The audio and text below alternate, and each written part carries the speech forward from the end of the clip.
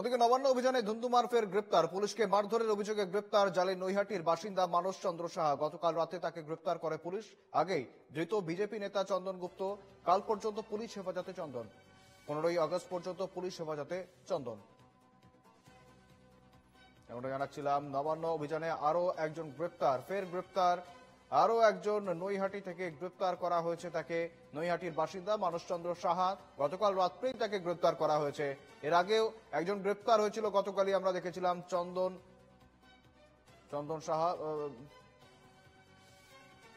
চন্দন গুপ্ত গ্রেপ্তার হয়েছিল। এর আগেই আমরা দেখেছিলাম ব্যারাকপুরের বাসিন্দা চন্দন গুপ্ত গ্রেপ্তার হয়েছিল এবং অর্জুন সিং ঘনিষ্ঠ বলেই পরিচিত ছিল সেই চন্দন গুপ্ত।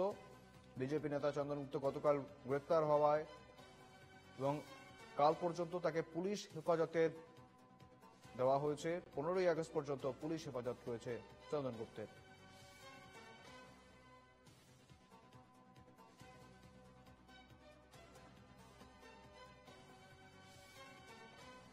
আমরা জানাচ্ছিলাম নবান্ন অভিযানের ধুমধুমার কাণ্ড এবং পুলিশকে মারধরের অভিযোগ, সেই মারধরের অভিযোগে এবার আরো একজন গ্রেপ্তার। এবার গ্রেপ্তার নৈহাটির বাসিন্দা মানস চন্দ্র সাহা। গতকাল রাত্রেই তাকে গ্রেপ্তার করে পুলিশ। এর আগেই একজনকে গ্রেপ্তার করা হয়েছে, গতকালই আমরা দেখেছিলাম।